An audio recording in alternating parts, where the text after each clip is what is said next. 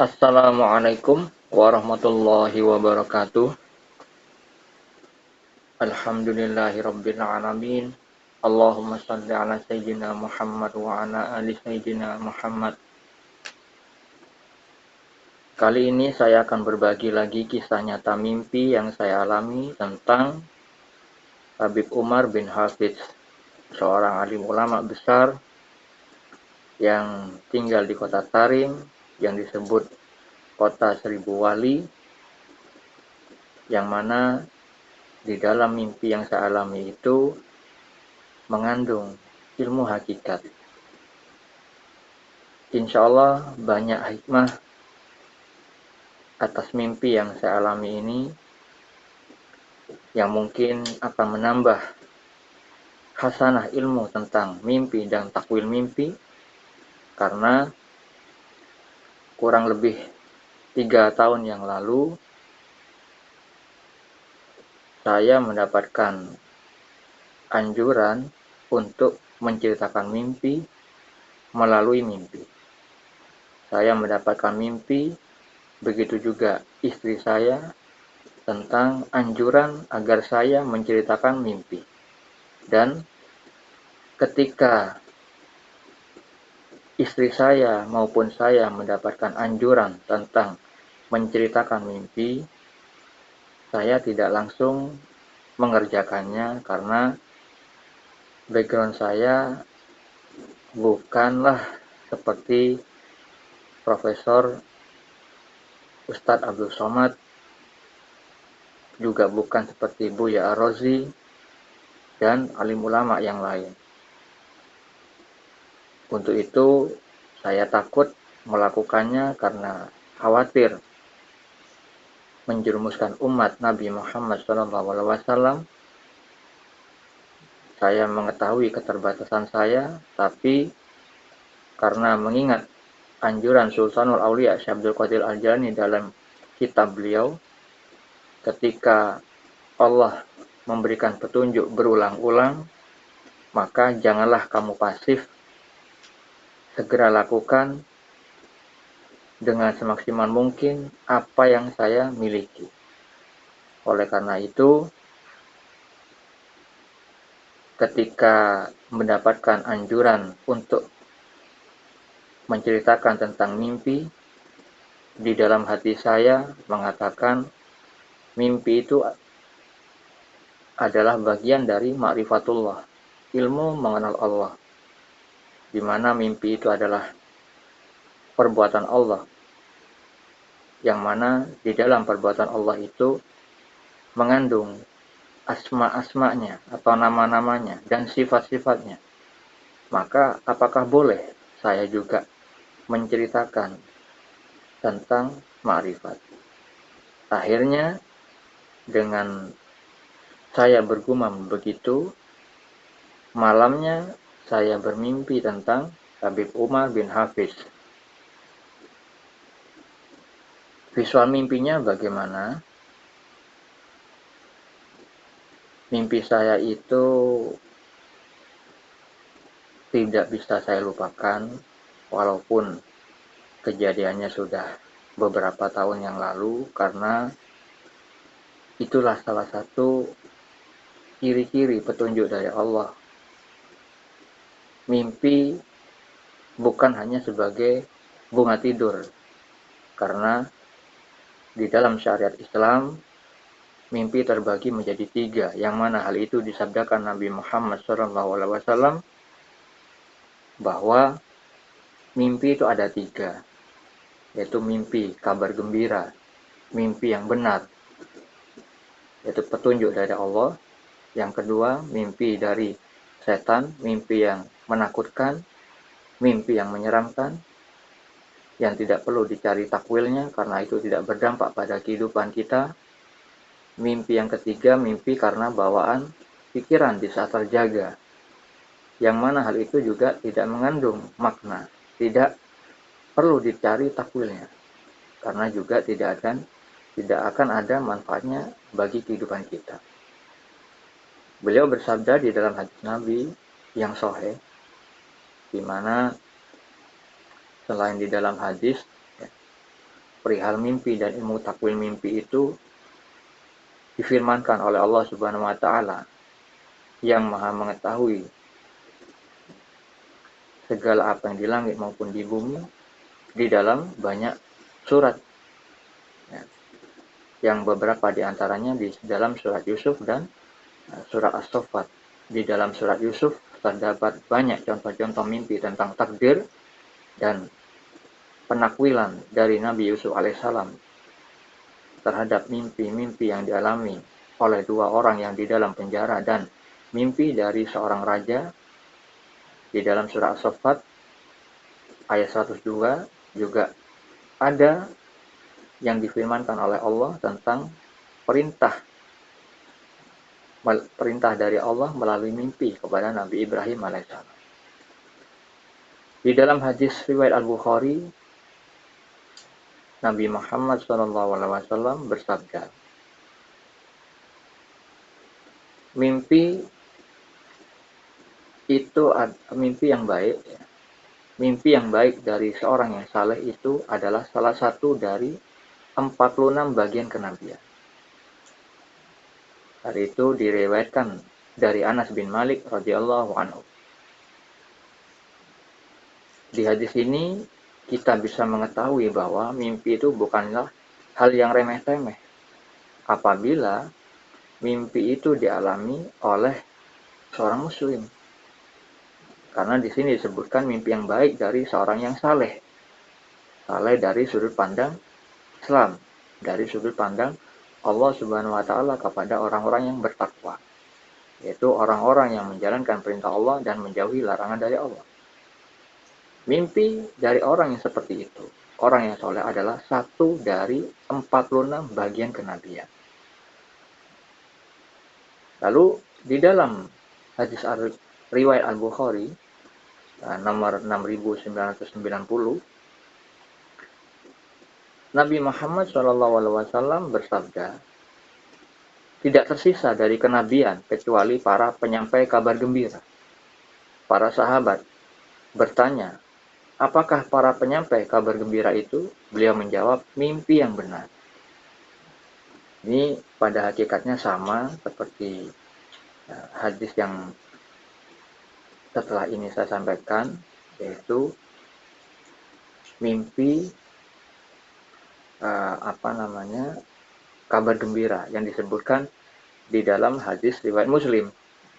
Nabi Muhammad SAW bersabda, mimpi itu ada 3, mimpi baik yang merupakan kabar gembira dari Allah, mimpi karena bawaan pikiran seseorang ketika terjaga, dan mimpi menyedihkan yang datang dari setan.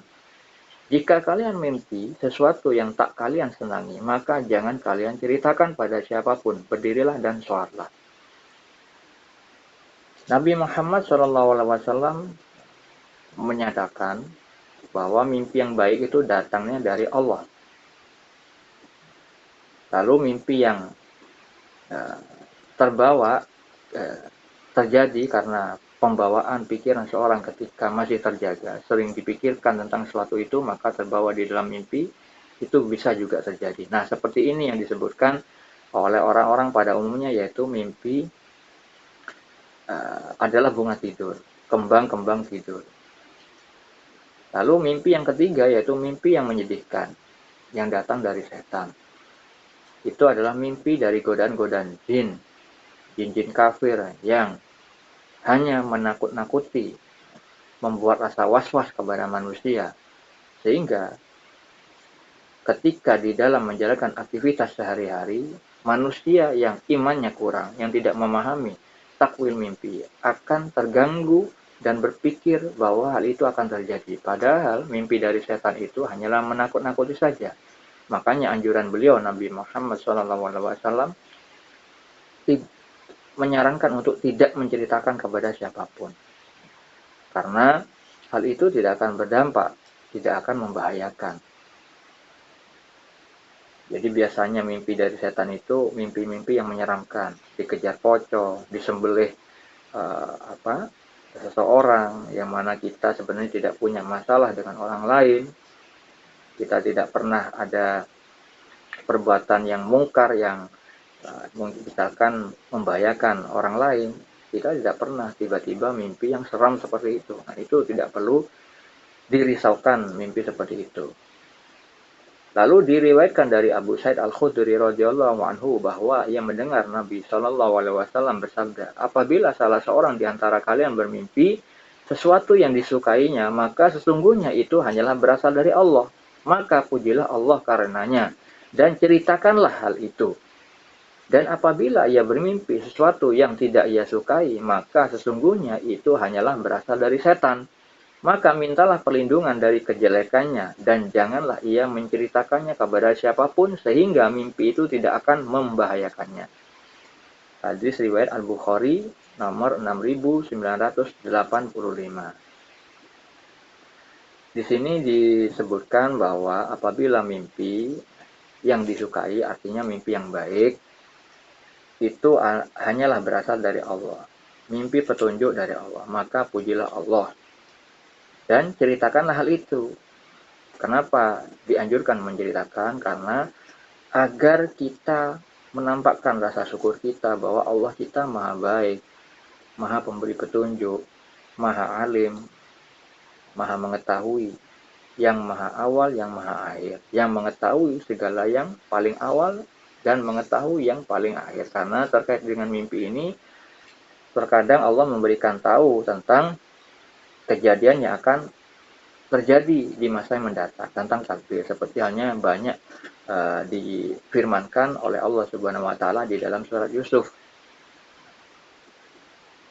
Lalu di redaksi hadis riwayat Muslim itu ada tambahan kalimat, ceritakanlah tapi kepada orang yang disukai saja. Artinya kalau kita menceritakan kepada orang yang memiliki hati yang suka iri, dengki, hasad, itu akan membuat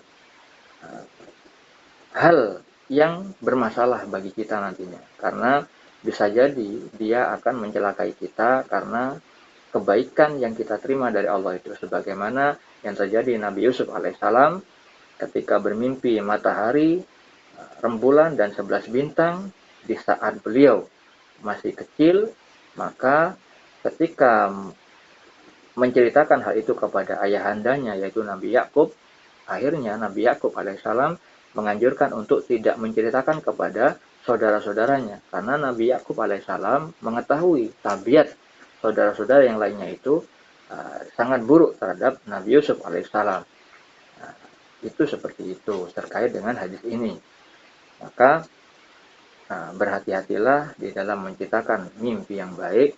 Pilihlah orang-orang yang amanah, terutama orang-orang yang mengetahui takwil mimpi. Karena ilmu takwil mimpi itu tidak bisa dimiliki oleh semua orang, karena ilmu takwil mimpi itu tidak didapat dari ilmu membaca buku, tidak didapat dari membaca buku tafsir mimpi. Karena setiap mimpi yang dialami seorang itu terkait dengan keadaan kerohanian orang yang bermimpi, terkait dengan kota asal pemimpi. Bisa jadi faktor itu. Terkait juga dengan hajat-hajat yang ingin dicapai orang yang bermimpi itu. Terkait juga dengan faktor masalah yang lagi dihadapi orang tersebut. Banyak sekali contoh-contohnya ketika seseorang bermimpi yang sama, walaupun visualnya sama, tapi orang yang berbeda, itu berbeda maknanya. Seperti hanya insya Allah pada video berikutnya, saya akan menceritakan bagaimana mimpi telanjang itu yang dialami satu orang yang soleh, yang kedua orang yang suka bermaksiat. Itu maknanya berbeda. Ya, seperti hanya seseorang yang alim ulama terdahulu ditanyai tentang mimpi azan. Yang satunya memang pekerjaannya dia sebagai muadzin, orang yang suka, orang yang selalu azan di suatu tempat ibadah, bermimpi azan. Yang satunya orang yang suka bermaksiat, mimpi azan, maka maknanya berbeda.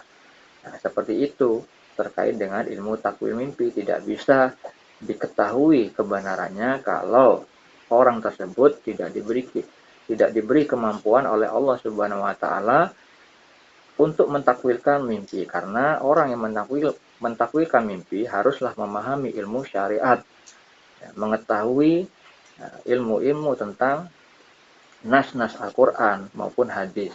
Dan orang itu sudah memiliki ilmu hakikat ketika melihat bentuk, melihat makna. Seperti hanya pada video sebelumnya di channel ini saya beberapa beberapa membahas tentang salah satu contoh melihat bentuk, melihat makna. Artinya ketika melihat sesuatu mengingat Allah, mengingat hadis maupun ayat yang Allah firmankan. Kalau misalkan di channel ini Anda belum pernah melihatnya tentang itu, maka bisa Anda simak judulnya Musyahadah pada Selang Air. Ketika melihat air, ketika ditekan pada sebuah selang, maka akan timbullah suatu makna terkait dengan ayat Allah ataupun hadis Nabi. Ketika selang itu tidak ditekan dengan tekanan yang kecil, maka timbullah juga makna ayat ataupun hadis yang bisa dimengerti di dalam batin seorang yang sudah mencapai makom hakikat. Itu seperti itu salah satu contoh tentang zikir tanpa huruf, tanpa suara, dan itu disebut musyahadah, penyaksian mata hati. Jadi kalau misalkan orang yang bisa menaklukkan mimpi, memanglah harus orang sudah mencapai makom itu, dan bukan dengan prasangkaan belaka, melainkan sudah dapat konfirmasi secara eksklusif dari Allah Subhanahu wa taala. Untuk itu ilmu menaklukkan mimpi disebutkan di dalam surat Yusuf beberapa di antaranya, yaitu surat Yusuf ayat 6. Allah Ta'ala berfirman, dan demikianlah Tuhanmu memilih kamu untuk menjadi nabi, dan diajarkannya kepadamu sebagian dari takwil mimpi, dan disempurnakannya nikmatnya kepadamu dan kepada keluarga Yakub, sebagaimana dia telah menyempurnakan nikmatnya kepada dua orang bapakmu sebelum itu, yaitu Ibrahim dan Ishak. Sesungguhnya Tuhanmu maha mengetahui lagi maha bijaksana. Nah, di ayat ini Allah menjelaskan bahwa Nabi Yusuf alaihissalam itu memilihnya sebagai nabi. Oleh karena itu, sifat kebijaksanaannya Allah memberikan sebagian pengetahuan tentang ilmu takwil mimpi. Jadi tidak semuanya orang diberikan tahu tentang ilmu itu. Seperti hanya lebih dijelaskan di dalam surat Yusuf ayat 21. Dan kami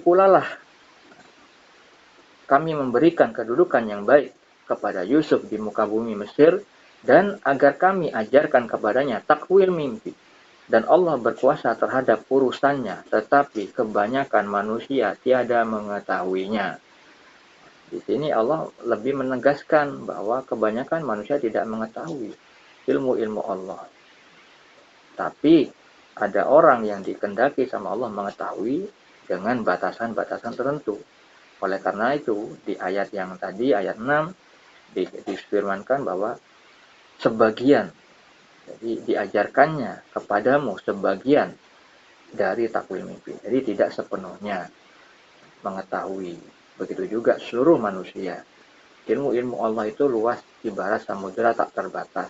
Sedangkan ilmu manusia digambarkan oleh Nabi Khidir alaihissalam kepada Nabi Musa alaihissalam seperti burung mematuk dengan paruhnya kepada air laut yang sangat luas itu. Nah, itulah bagian kecil dari ilmu yang diberikan oleh Allah Subhanahu wa taala kepada manusia. Begitu juga kepada nabi. Di dalam surat Yusuf ayat 101, Tuhanku, sesungguhnya engkau telah menganugerahkan kepadaku sebagian kekuasaan dan telah mengajarkan kepadaku sebagian takwil mimpi. Wahai Tuhan, pencipta langit dan bumi, engkaulah pelindungku di dunia dan di akhirat. Wafatkanlah aku dalam keadaan muslim dan gabungkanlah aku dengan orang yang saleh. Itu 3 ayat tadi dari surat Yusuf adalah firman Allah tentang sebagian ilmu takwil mimpi diajarkannya kepada Nabi Yusuf alaihissalam. Sebenarnya banyak sekali dalil-dalil perihal mimpi yang dijelaskan di dalam Al-Quran. seperti hanya pada surat Yusuf ayat yang lain, yaitu ayat 4 hingga 6, ayat 36, 37, ayat 43 sampai 49, ayat 100.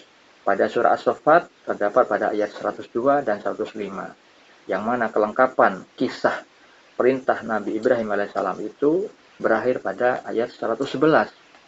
Juga terdapat di beberapa hadis sahih, yaitu sahih Muslim, sahih Bukhari, yang beberapa diantaranya tadi sudah saya sebutkan, juga terdapat contohnya di dalam kitab Al-Hikam tentang Waliullah Al-Junaid Al-Baghdadi ketika mendapat perintah untuk berkhutbah didatangi Nabi Muhammad SAW di dalam mimpinya.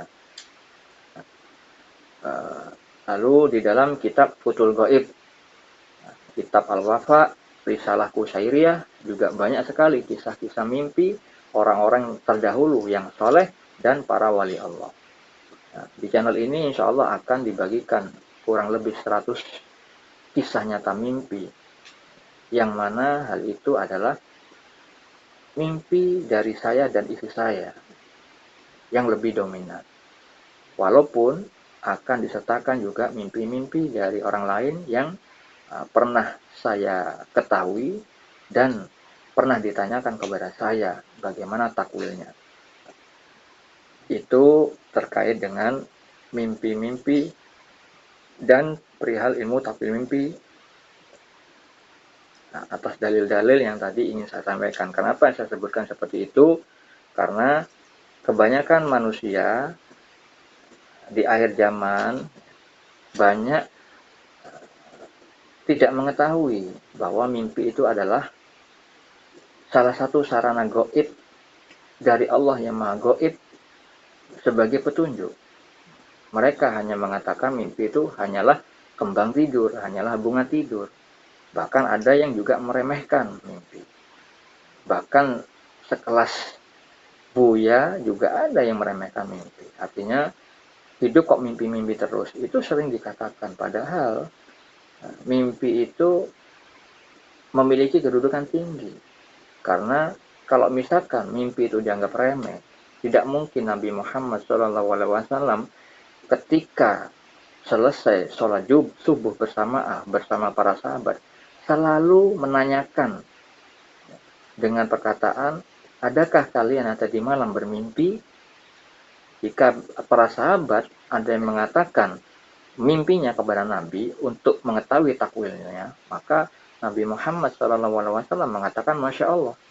Tapi ketika para sahabat tidak ada yang bermimpi, maka Nabi ketika bermimpi menceritakan mimpinya kepada para sahabat dan menjelaskan takwilnya. Itu adalah bagian dari ilmu Allah. Jadi tidak boleh seorang yang sudah alim, apalagi dia sudah menjadi panutan umat, panutan banyak orang, mengatakan hidup kok mimpi-mimpi. Tidak boleh begitu. Apalagi beliau ini tidak pernah mungkin atau jarang bermimpi dan tidak mengetahui tentang mimpi secara detail. Maka nggak boleh kita tuh menyatakan seperti itu. Karena kalau hal mimpi itu sia-sia, tidak mungkin para wali Allah, Nabi juga selalu menceritakan mimpinya. Bahkan dijelaskan secara mendetail. Seperti halnya di kitab Sahih Bukhari banyak sekali mimpi-mimpi yang disabdakan Nabi. Terkait dengan ilmu syariat, terkait dengan ilmu tarekat, terkait dengan ilmu hakikat. Jadi mimpi-mimpi itu banyak sekali ragamnya. Seperti hanya nanti di video di channel ini insya Allah akan dibagikan mana mimpi yang tergolong mengandung ilmu syariat, mana juga yang merupakan mimpi yang tergolong di dalam ilmu tarekat dan ilmu hakikat. Nah, insya Allah akan dibagikan. Karena mimpi itu adalah bagian dari ma'rifatullah. Adalah af'al Allah, perbuatan Allah. Di mana di dalam perbuatan Allah pastilah terkait dengan asma-asmanya dan sifat-sifatnya. Karena Allah itu menguasai segala macam ilmu. Karena di dalam surat Al-An'am ayat 73 Allah berfirman, Dia mengetahui yang gaib dan yang nyata. Dialah yang maha bijaksana, maha teliti. Di dalam surah Al-Hijr ayat 86 Allah Subhanahu wa taala berfirman, sungguh Tuhanmu dialah yang maha pencipta, maha mengetahui. Di dalam surat As-Saba, di dalam surat Saba ayat 8 Allah berfirman, Dia maha mengetahui segala yang gaib. Lalu apabila kita sering bermimpi, maka kita harus mengimani bahwa apabila hal itu adalah perbuatan Allah, apabila itu adalah petunjuk dari mimpi yang baik, mimpi yang benar. Kenapa saya menceritakan kisah nyata di dalam mensyiarkan agama Allah ini? Karena saya ingin mengamalkan apa yang Allah anjurkan di dalam surah An-Nahl ayat 125, di mana Allah Subhanahu wa taala berfirman, "Suruhlah manusia kepada jalan Tuhanmu dengan hikmah dan pengajaran yang baik." Begitu juga saya ingin selalu mengamalkan apa yang dianjurkan oleh Nabi kita, Nabi Muhammad SAW. Beliau bersabda, "Berilah kemudahan dan jangan mempersulit. Berilah kabar gembira dan jangan membuat mereka lari." Kalau misalkan ada orang yang mengajarkan ilmu agama tentang suatu pembahasan, suatu materi dengan bahasa yang rumit, cara yang rumit, nah itu akan membuat orang-orang awam malas mendengarkan karena tidak bisa dijangkau oleh pemikiran mereka. Oleh karena itu, saya ingin berupaya dengan semampu saya menampilkan, mensiarkan suatu materi yang disertai dengan kisah nyata agar mudah dipahami dan mudah ditiru di dalam pengamalan.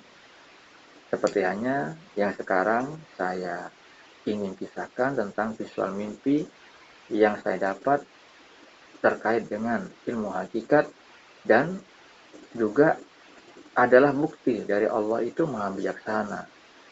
Ketika saya ingin sekali ikut dalam satu majelis bersama Habib Umar bin Hafiz, alim ulama besar, tapi secara fisik, misalkan hingga akhir hayat saya, tidak Allah mampukan, tidak Allah izinkan hal itu terjadi dengan ilmu kebijaksanaannya.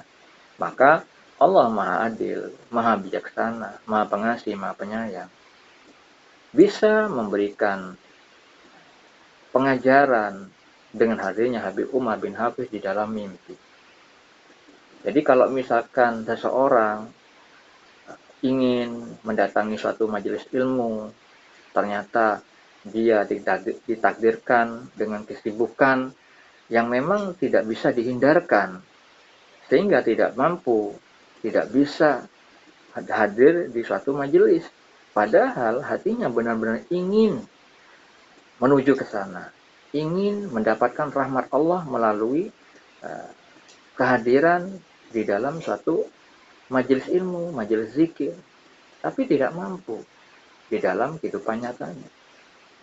Nah, hal seperti itu jangan berputus asa apabila terjadi demikian, hatinya menginginkan, tapi secara fisik ternyata tidak dimampukan, maka jangan berputus asa, karena kita memiliki Allah yang maha bijaksana, maha mengetahui yang lahir dan yang batin. Karena disabdakan Nabi Muhammad SAW, barang siapa yang ketika berniat mengerjakan suatu kebaikan tapi tidak dilaksanakannya, maka dapat pahala yang sempurna. Karena apa? Ya karena Allah sudah menetapkan takdir-takdir semua makhluk dengan kebijaksanaannya. Ketika orang itu selalu sholat istiqomah di masjid, biasanya datang, lalu Allah takdirkan sakit, lumpuh, nggak bisa bergerak. Hatinya ingin selalu datang ke masjid. Allah sudah mengetahui kebiasaannya, maka alim ulama menjelaskan hal itu tidak akan menggugurkan pahala sholat berjamaahnya, walaupun fisiknya ada di rumah, lagi sakit. Hatinya ingin selalu istiqomah, sholat berjamaah di masjid. Maka Allah tetap memberikan pahala sholat berjamaah, walaupun orang yang sakit tadi berada di rumah secara dohir. Nah, itulah ilmu tentang Allah yang maha bijaksana, yang maha pengasih lagi maha penyayang. Allah tidak setara, tidak sama dengan makhluk. Maka jangan berpikir tentang sifat-sifat Allah dengan menyamakan dengan makhluk-makhluknya. Tidak sama. Lalu bagaimana visual mimpi yang saya alami? Ada Habib Umar bin Hafiz mengendarai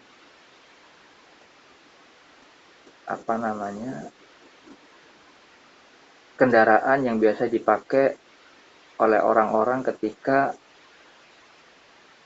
ada hujan salju.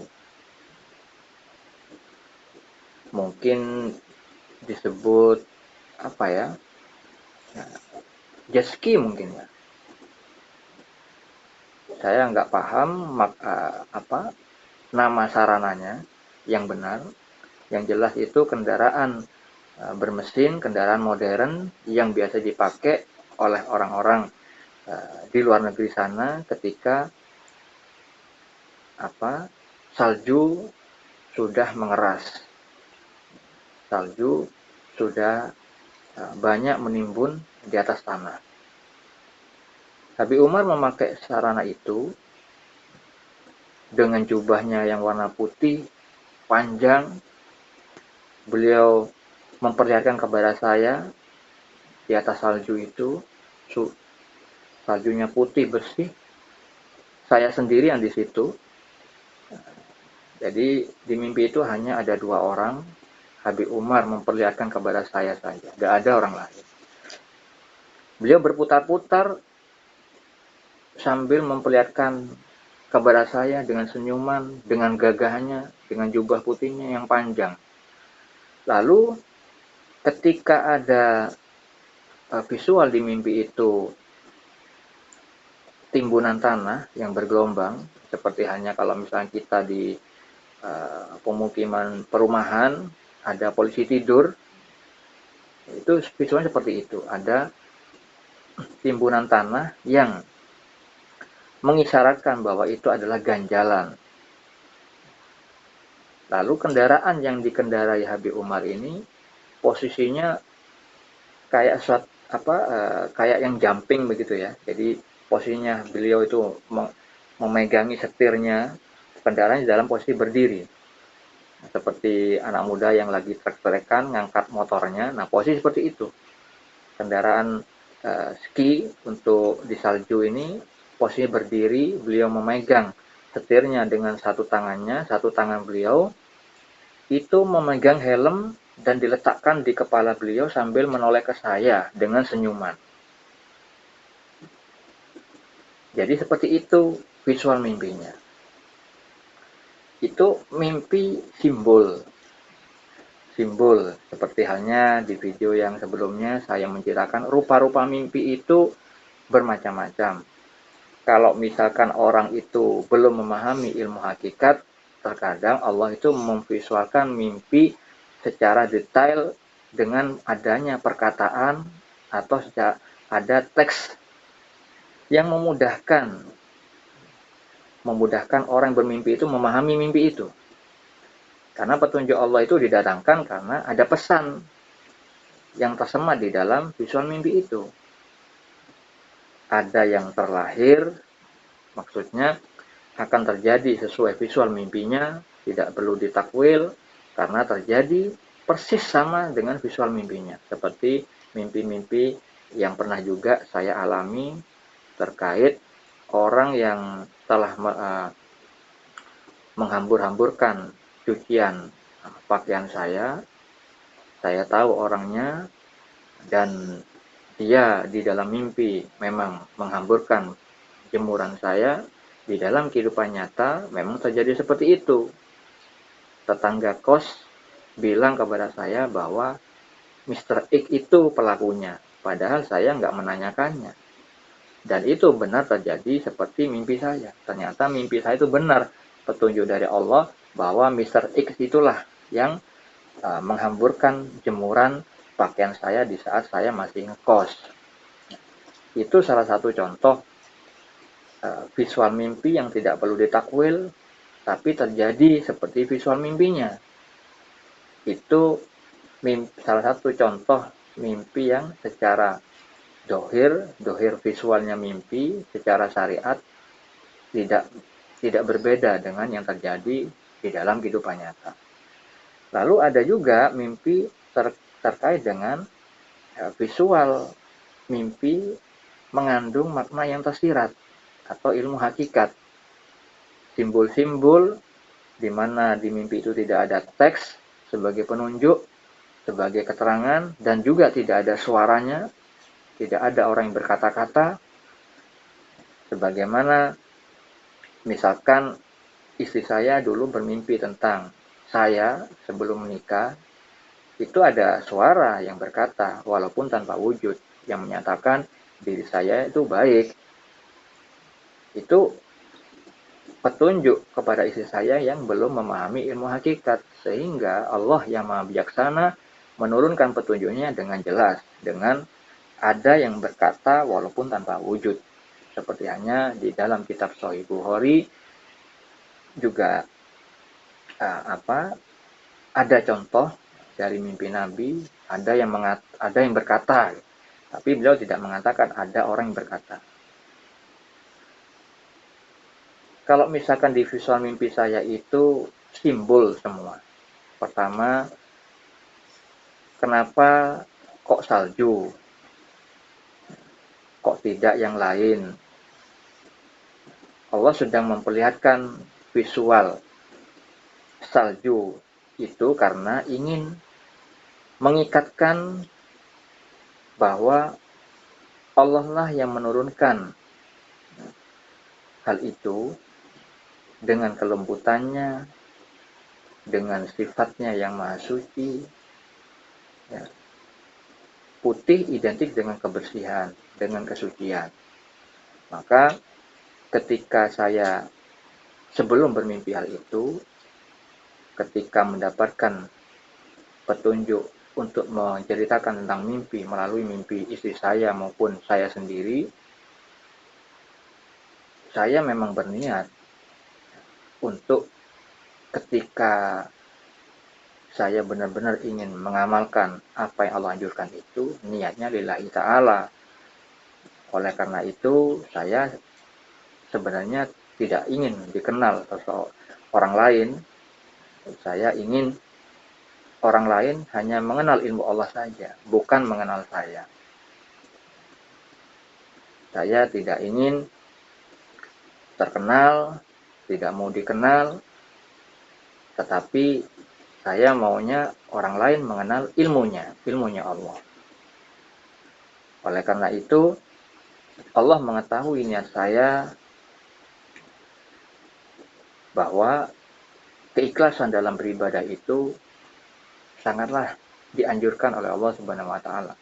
Di mana di Al-Qur'an itu banyak sekali peringatan-peringatan dari Allah Subhanahu wa taala agar ketika beribadah kepada Allah itu tidak boleh mempersekutukan dengan siapapun, dengan apapun. Seperti hanya di dalam hadis yang sahih, Nabi Muhammad bersabda bahwa ada orang yang dermawan, orang yang juga bersedekah masuk neraka, gara-gara ini disebut orang dermawan. Ada orang yang ahli Al-Quran, ahli membaca Al-Quran, orang yang alim, semua masuk neraka, gara-gara ingin dipuji manusia sebagai ahli Al-Quran, ingin dipuji sebagai orang alim. Itulah tanda-tanda ibadah yang mencelakakan, karena ada niat selain Allah, mempersekutukan dengan dirinya, mempersekutukan dengan kehendaknya, dengan hawa nafsunya. Oleh karena itu, di visual mimpi saya diberikan visual salju. Salju itu turun dari langit. Yang mana langit itu adalah simbol dari sifat Allah yang maha tinggi. Lalu putihnya salju itu adalah simbol dari kesucian, kebersihan. Dan juga kendaraannya Habib Umar yang dikendarainya itu warna putih. Kendaraan modern warna putih dan jubah beliau warna putih. Semuanya warna putih. Tidak ada yang warna hitam. Terkait warna putih, banyak sekali yang secara hakikat kita bisa mengambil simbol itu adalah kebaikan, kebersihan. Ada di banyak ayat tentang orang-orang yang berdosa, bermuram durja, hitam warnanya. Terkait ayat Allah juga bahwa Nabi Muhammad diutus untuk mengajarkan, untuk mengeluarkan orang-orang yang awalnya dari kegelapan menuju cahaya. Cahaya identik dengan sinar yang putih terang benderang sebagai penunjuk. Itu simbol dari penunjuk. Kalau misalkan di visual mimpi saya itu salju berwarna putih, itu adalah simbol dari kelembutan Allah. Kelembutan Allah yang maha suci, yang maha baik. Karena Habib Umar yang dipilih untuk mengajari saya. Kita ketahui Habib Umar tidak pernah saya lihat di YouTube istilahnya mencaci maki orang, gibahin orang, memprovokasi orang, tidak pernah. Berkata-kata kasar, tidak pernah. Beliau lembut. Bahkan bukti beliau lembut itu juga banyak diceritakan murid-murid beliau yang ada di Indonesia seperti Habib Bindan, Habib Munzir, Habib Quraish Baharun, yang dari Kaksaan, Habib dari Malang juga. Itu banyak sekali saksi-saksi hidup ketika mereka berguru kepada Habib Umar bin Hafiz bahwa semua perilaku Habib itu adalah istimewa. Sunnah-sunnah Nabi Muhammad SAW banyak diamalkan oleh Habib Umar bin Hafiz. Beliau berperilaku lembut. Oleh karena itu, visual salju itu diturunkan dengan kelembutan, warnanya putih. Kendaraan Habib Umar modern, karena hal itu terkait dengan niat saya untuk mensyiarkan tentang ilmu ma'rifat, tentang yang terkait kecanggihan teknologi. Seperti hanya eskalator, lampu, HP, internet, televisi, AC, mall, kendaraan yaitu mobil, motor. Karena saya mendapatkan makna-makna dari apa yang saya lihat terkait dengan ilmu hakikat yang terkandung pada ketika saya memandang semua itu. Makanya Allah memberi isyarat bahwa Allah sudah memberikan lampu hijau dengan didatangkannya visual mimpi adanya Habib Umar, seorang waliullah, seorang alim ulama besar. Kenapa saya meyakini Habib Umar bin Habib itu wali Allah? Karena Habib Munzir al-Musawwa bermimpi Habib Umar ada bersama Rasulullah SAW di dalam suatu kemah. Begitu juga muridnya Habib Umar yang bernama Habib Quraish Baharun sebagai pemegang ketua, yang kalau nggak salah itu Majelis Jalsa Isnain di Jawa Barat, itu juga bermimpi Habib Umar bin Hafiz bersama Rasulullah SAW, yang mana mimpi Nabi Muhammad itu ketika mendatangi Habib Uwais Baharun untuk mengadakan acara pada majelis beliau, yaitu Jalsah Isnain. Makanya saya meyakini dengan akul yakin Habib Umar bin Hafiz adalah waliullah, kekasih-kekasih Allah. Bahkan selain mimpi yang ini, saya pernah juga bermimpi Habib Umar beberapa kali, begitu juga istri saya. Insya Allah akan diceritakan pada video berikutnya. Kembali lagi pada visual tadi saya katakan visual salju putih itu adalah simbol dari kelembutan Allah, kesucian, niat saya, lalu tujuannya untuk beribadah kepada Zat yang Maha Suci. Dan kendaraan Habib Umar, yaitu kendaraan modern berwarna putih, itu adalah terkait dengan niat saya. Insya Allah pada video-video berikutnya akan mensiarkan tentang bab musyahadah terkait dengan zikir tanpa huruf, tanpa suara, ketika memandang alat-alat yang canggih atau teknologi modern yang sekarang ini kita banyak mendapatinya di lingkungan sekitar kita, itu terdapat nama-nama Allah, perbuatan Allah, sifat Allah. Seperti tadi contoh yang saya sebutkan. Terkait Habib Umar, di situ kenapa ada beliau dijadikan oleh Allah simbol keridhaan Allah. Ya, dengan jubahnya yang putih, panjang, terkait dengan sabda Nabi Muhammad SAW bahwa beliau di dalam kitab Sahih Bukhari bermimpi dinampakkan beberapa orang. Satu, ada orang memakai baju sampai sedada, ada juga orang yang memakai baju di bawah dada, ada juga orang yang memakai baju ditarik-tarik, yaitu ternyata Umar bin Khattab radhiyallahu anhu, sahabat beliau. Nah, penakwilan Nabi Muhammad SAW terkait dengan baju tersebut adalah agama. Hal itu Anda bisa baca di dalam kitab Sahih Bukhari. Jadi kalau misalkan baju itu terkait dengan agama, bajunya Umar bin Khattab adalah ditarik-tarik, panjang maksudnya. Nah, ini sebenarnya mengandung ilmu hakikat. Kenapa visual baju itu ditakwilkan Nabi Muhammad sebagai agama?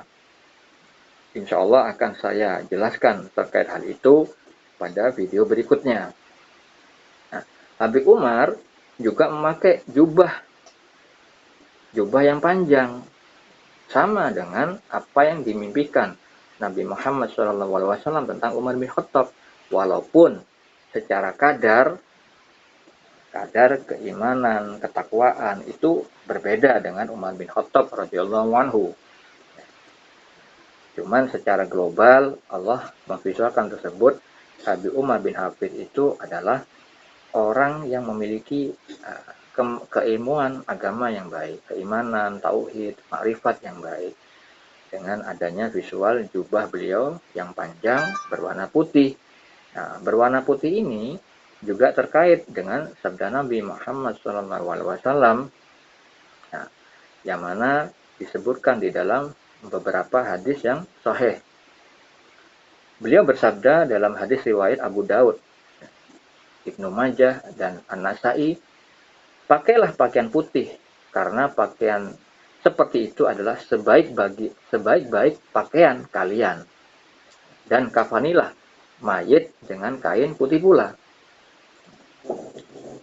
Di sini disebutkan untuk memakai baju putih kepada orang yang masih hidup, yaitu kepada kita semua umat Islam, karena itu sebaik-baik pakaian menurut beliau. Dan juga dianjurkan sebagai kain kafan kepada mayit. Ini juga ada makna hakikat di situ. Kenapa kok harus putih, kain putih kepada kafan mayit. Itu anjuran secara hakikat bahwa seorang yang sudah meninggal sebenarnya bukan terkait dengan bahan kain berwarna putih, tapi anjuran supaya kembali kepada Allah dalam keadaan suci. Maksudnya ketika kita masih hidup, dianjurkan untuk mempersiapkan kematian kita dengan baik, dengan banyak beramal baik terkait dengan ayat beliau yang lain. Beliau bersabda, manusia yang cerdas, manusia yang cerdik adalah orang yang paling baik mempersiapkan kematian.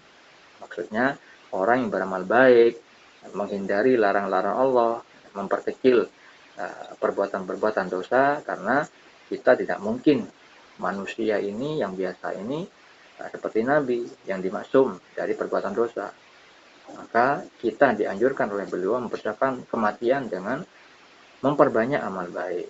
Nah, itulah hakikat dari mengkafani mayat dengan kain putih.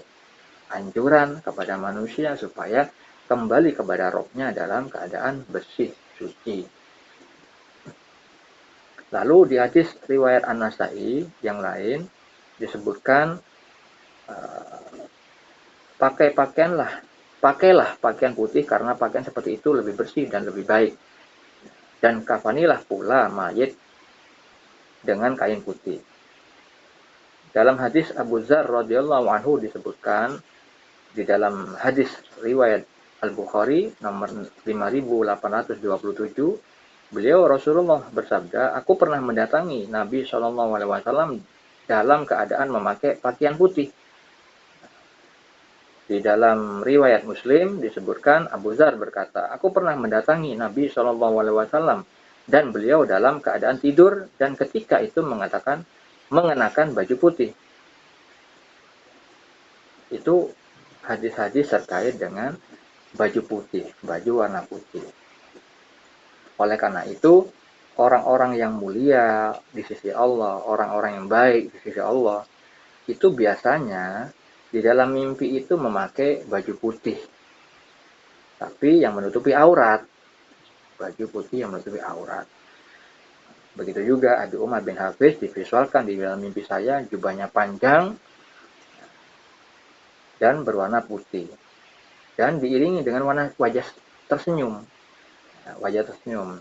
Jadi semua visual, detail visual di mimpi itu mengandung makna, saudara-saudariku. Nah, kalau misalkan wajah bermuka masam, wajah marah, itu berbeda lagi maknanya. Kalau misalkan kita yang baik dari sudut pandang Allah, sedangkan orang yang dimimpikan itu bermuka masam atau memusuhi kita, berarti dialah orang yang munafik. Kalau kita baik menurut sudut pandang Allah, karena terkait dengan hadis ruh. Nah, jadi kalau misalkan visual mimpi saya itu dihadirkan, Habib Umar bin Hafiz, alim ulama besar, berarti dari sudut pandang Allah, ruh saya baik. Dari mana saya menilai seperti itu? Karena terkait dengan dalil dari hadis riwayat Imam Bukhari melalui sanad Sayyidah Aisyah radhiyallahu anha. Hadis itu berbunyi, ruh-ruh itu seperti pasukan yang mengelompok. Maka ruh-ruh yang saling kenal akan menjadi akrab. Adapun ruh-ruh yang tidak saling kenal akan menjadi saling tidak cocok. Nah, maknanya ruh itu diciptakan saling seperti pasukan yang mengelompok. Kalau misalkan ruh yang baik bertemu dengan yang baik menurut sudut pandang Allah,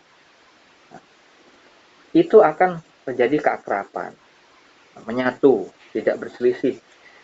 Tetapi ketika ruh baik ketemu ruh buruk, itu akan berselisih, tidak akan menyatu, tidak akan akrab.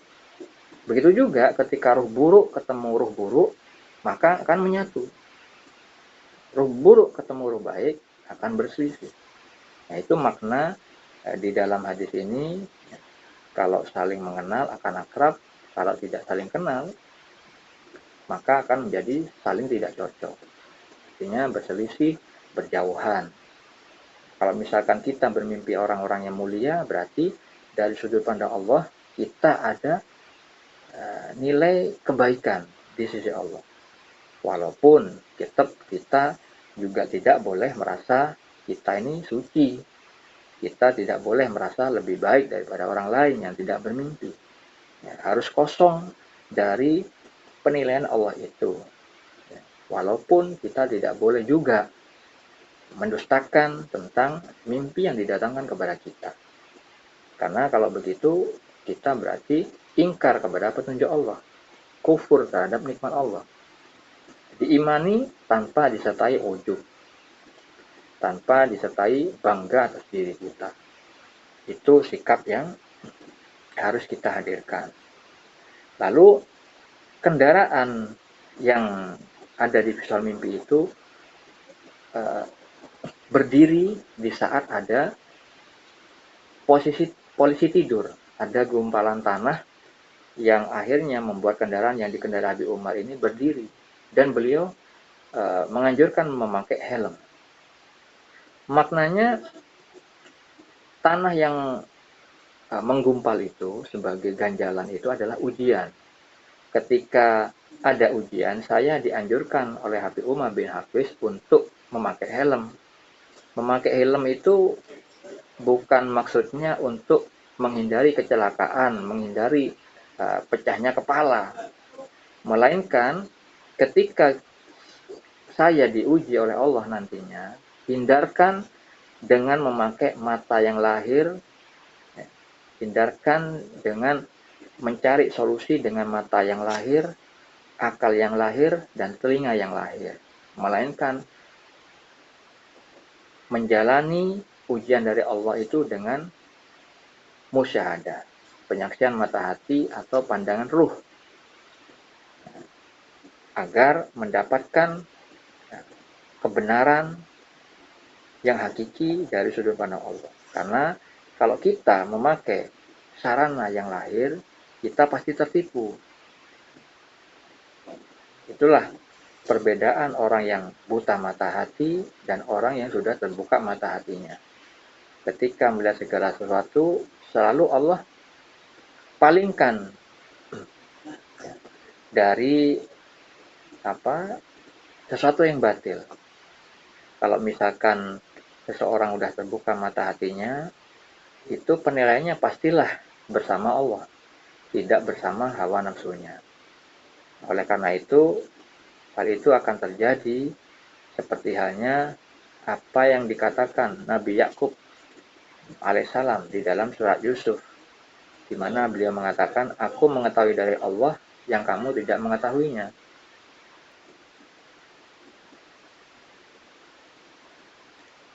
Jadi pesan dari Habib Umar bin Hafiz terkait dengan beliau menganjurkan saya memakai helm di saat kendaraan itu akan terpental karena gundukan tanah yang tadi dilewati oleh Habib Umar.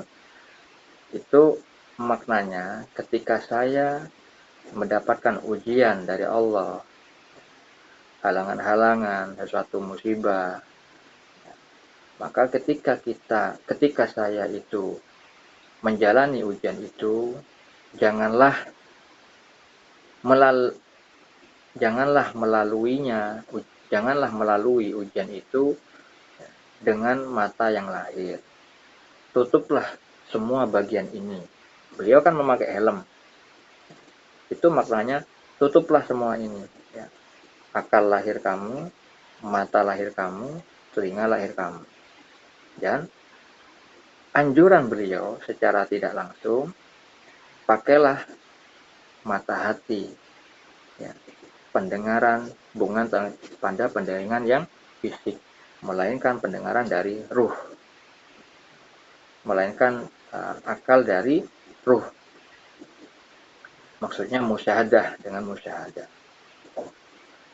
Kalau misalkan pandangan ruh itu sudah aktif, maka akan terjadi seperti hanya yang difirmankan oleh Allah Subhanahu wa taala di dalam surah An-Najm ayat 17. Allah taala berfirman, penglihatannya Muhammad tidak berpaling dari yang dilihatnya itu dan tidak pula melampauinya. Maksudnya Nabi di ayat ini kan Nabi Muhammad itu melihat dengan jelas bentuk asli malaikat Jibril. Karena Allah menghendaki demikian dengan mata lahirnya. Tidak melampaui dan tidak berpaling. Artinya melihat dengan tepat kebenaran yang hakiki. Tetapi bagi saya anjuran Habib Umar bin Hafiz terkait visual mimpi saya itu bukan untuk melihat kebenaran dengan mata lahir, karena saya bukan nabi. Kalau misalkan manusia biasa seperti saya dan orang-orang lain yang terbuka mata hatinya, maka untuk melihat kebenaran yang hakiki haruslah dengan mata hati, dengan musyahadah, penyaksian terhadap af'al Allah, asma Allah, sifat Allah dengan mata hati.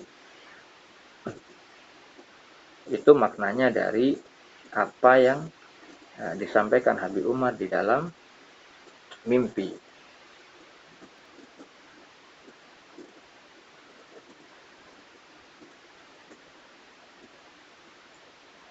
Yang di visual mimpi saya itu juga terkait dengan perkataan Allah kepada Sultan Aulia, kepada Sultanul Aulia Syekh Abdul Qadir Al-Jilani dalam kitab Risalah Ghausiyah, di mana Allah Subhanahu wa taala berkata kepada Sultanul Aulia Syekh Abdul Qadir Al-Jilani Wali Kutub, wahai penolong agung. Wahai penolong agung ini adalah panggilan dari Allah Subhanahu wa taala kepada Sultanul Aulia Syekh Abdul Qadir Al-Jilani. Wahai penolong agung, barang siapa bertanya kepadaku tentang melihat setelah mengetahui, berarti dia terhalang dari pengetahuan tentang melihat. Barang siapa mengira bahwa melihat tidak sama dengan mengetahui, maka berarti ia telah terpedaya oleh melihat Allah Subhanahu wa taala. Maknanya adalah kalau misalkan kita mengatakan saya mengetahui kebenaran yang hakiki, lalu ada orang bertanya, apakah kamu melihatnya secara langsung? Kamu berada di lokasi kejadian, kok kamu mengatakan kebenaran yang hakiki? Nah, kalau misalkan ada orang bertanya seperti itu, Allah katakan berarti dia tidak memiliki pengetahuan tentang melihat. Dia telah terhalang dari pengetahuan tentang melihat. Artinya, orang itu belum memiliki musyahadah.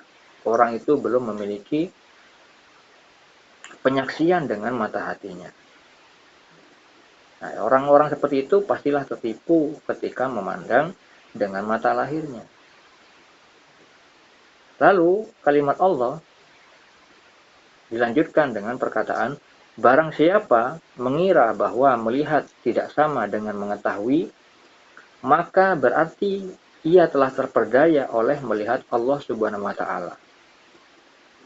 Maknanya, barang siapa yang mengira bahwa melihat dengan mata hati atau dengan musyahadah itu tidak sama dengan mengetahui kebenaran yang hakiki, maka berarti dia telah terperdaya dalam melihat kebenaran yang hakiki. Jadi kebenaran hakiki itu artinya kebenaran dari al-haq, dari yang maha benar. Oleh karena itu di visual mimpi saya itu dianjurkan memakai helm. Jadi menyaksikan segala sesuatu jangan mengandalkan mata kamu. Kalau kamu ingin mencari kebenaran yang hakiki, jangan mengandalkan telinga kamu yang fisik, yang dohir. Kamu akan terhambat dari mendengar petunjuk yang hakiki. Jangan pakai akalmu yang dohir. Kamu akan disesatkan oleh iblis-iblis, setan-setan yang mempengaruhi akal kamu. Melainkan haruslah dengan mata hati. Kalau misalkan orang itu sudah mencapai musyahadah, maka dia tidak mungkin dibiarkan oleh Allah mengalami kesalahan di dalam penilaian atas segala sesuatu. Karena orang yang sudah mencapai musyahadah, orang yang sudah diberikan sarana musyahadah, dinilai oleh Allah Subhanahu wa taala sudah menepis sudah mampu mematikan nafsu syahwat selain Allah.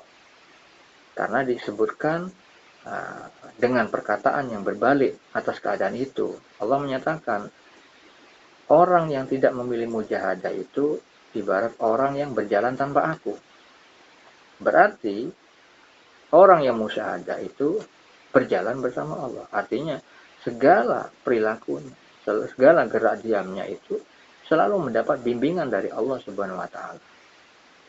Nah, jadi kalau misalkan di dalam bahasa yang sering dipakai oleh orang-orang yang mengajarkan tasawuf dengan istilah tajalli. Allah menampakkan perbuatannya kepada orang-orang yang dikehendaki dengan ilmunya.